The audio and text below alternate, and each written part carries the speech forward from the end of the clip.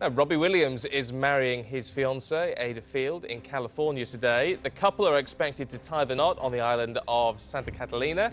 The pair met through friends 3 years ago. The singer's family will attend. His Take That colleagues will not be there, apparently. Well, Robbie's wedding, the latest in a string of celebrity weddings in the media spotlight. Some celebrities, of course, welcome the attention, some do not. Chelsea Clinton's wedding last week was firmly behind a no-fly zone. The former First family stuck to their determination to have no publicity for the event. Cheryl Cole's wedding to footballer Ashley took place at Highclere Castle in Berkshire, where a marquee was set up in the grounds. They sold exclusive rights to their wedding to a big magazine. It was also the location for Katie Price's wedding to Peter Andre. Posh and Becks got married in an Irish castle way back in 1999. Snaps of the lavish event appeared in OK magazine for 3 weeks running. But now, amidst all of this publicity, a leading churchman has denounced the whole trend towards spending a small fortune on weddings. Giles Fraser, the Chancellor of St Paul's, says that it's time to put an end to costly weddings, saying they've become more about ego than about love. Well, let's get more on all this. We're joined by the religion correspondent for The Times, Ruth Gledhill, by wedding planner Mark Niemierko, and by Hannah Fernando, who's covered many a celebrity wedding for Heat magazine. Good to see you all this morning. I want to start with you, Ruth. Does Giles Fraser have a valid point to make, or is he just being a bit of a killjoy? I think he is both, really. He both has a valid point, and I think the church has a vested interest, literally, in trying to get more wedding couples through its doors, because that helps to boost church coffers. But also the church's own mission is that weddings are a spiritual and religious event. The churches now can be seen at wedding shows all around the country, promoting their way of doing weddings alongside the more commercial wedding operations. And in fact, there's a lot to be said for a church wedding over and above other weddings, particularly because they can be done so cheaply. And in an era when many people are coming out of university, debt-ridden, and facing lifetimes of penury ahead of them, many people just can't afford the kind of celebrity weddings that we're seeing being covered in Heat magazine and elsewhere. But it's got to be said, Hannah, people might not be able to afford it, but they do see these celebrity weddings and all the glitz and glamour that goes with it. I mean, is this celebrity's fault for giving us all big ideas? Well, I'm not sure that it is. I think that every, particularly girls, have a dream of some fantasy wedding and that it will be amazing, a real fairy tale. And so when they see celebrities doing it, they want to be like that too. But they've always had that dream anyway. But you've got to remember that half the time, these celebrities, although they're loaded, they're still not actually paying for the wedding themselves. The magazines are paying for that so that they can then show the pictures to the public. And we see that. But I think we were talking earlier that I think that it's moving away from being so out there, like the Posh and Becks wedding of '99, and perhaps, yes, it's fabulous, but it's a bit more behind closed doors, and we're seeing less of that. Cheryl Cole said if she ever married again, she would never sell the rights again, for example. I mean, Mark, you're on the opposite side of this to Ruth in a way, aren't you? I mean, you're a wedding planner. You want people to presumably go overboard, spend as much money as they can. Sure, but I also do agree partly that it's a very personal event, and with all of my couples, I'm very strict on that we create an event that's a reflection of them. And I do agree with as well that basically weddings have kind of moved on from 10 years ago. I think that whole Beckham's big show, ostentatious weddings are kind of out now, and it's all very behind closed doors, very civilised.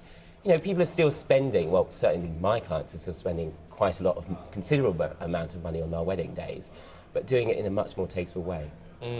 Does this allay any of the concerns, Ruth, or is this, I mean, the idea, I mean, admittedly, people can do what they want, and if they've got the money to spend, well, it's up to them, but there does seem to be this shift, doesn't there, towards focus on the day itself rather than the life ahead of them.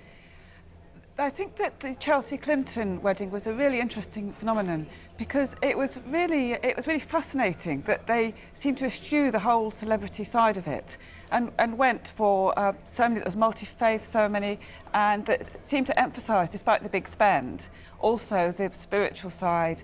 And I think that sets the new tone, the post-noughties tone, for the new type of wedding, which, even though people will still spend a lot of money if they can afford it, there's a new emphasis now on preparing for a life together for the future, and emphasising more than just simply the Beckham-style ostentation of the ceremony. I wonder, Mark, from the people you're dealing with, your clients, I mean, Sure. do you get a sense of what they are actually planning for? I mean, do you just see focus on the day itself? No. Or are they I couples who are genuinely in love and looking for the long term? I think all of my couples are massively in love and all looking forward to the long term.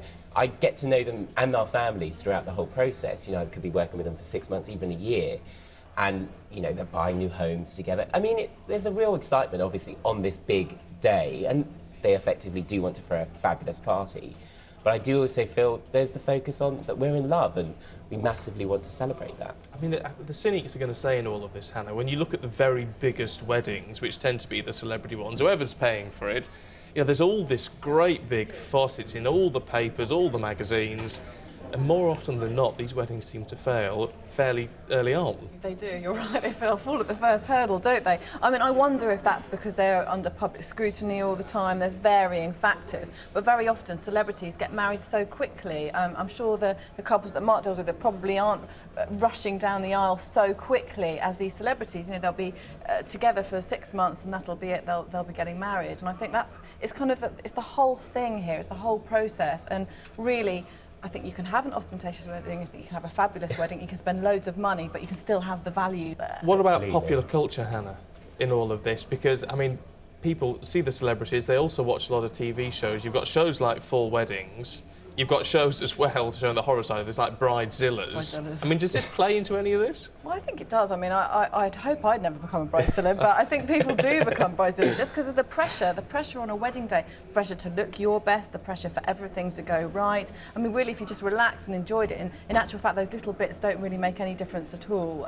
But yes, I think you're right. I think that the pressure and the scrutiny and the coverage of other weddings, you want it to be as good as theirs, and our celebrities are icons. It's an uphill battle, isn't it, for the church, Ruth, in the sense that, you know, there may be a point to be made about, you know, true romance, true love, you know, these small, intimate, beautiful ceremonies and what have you, but popular culture is a difficult one to kick against. It's an incredibly difficult one to kick against. It's worth noting that the Beckham's marriage hasn't broken up, it's lasted, and we do tend to only hear about the ones that break up in celebrity wedding business.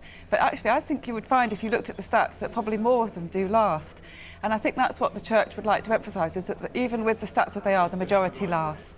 Just briefly, Mark, what about the financial side of all this? I'm sure lots of your clients have got lots of money, Sure. but is the financial downturn impacting on what people are doing in their weddings? Certainly from the middle of the kind of middle ground, certainly I think that kind of market has been affected, and also the low end as well. You know, the UK average was 20,000 a couple of years ago, which is an intense amount of money for when you consider what people are earning. So definitely, I think that's come down because people can't get the credit. We should maybe have to get back together in a year and find out how the things Exactly. are looking. Mark, Hannah and Ruth, thank you all very much indeed. Thank you. Well, this is Sky News coming up.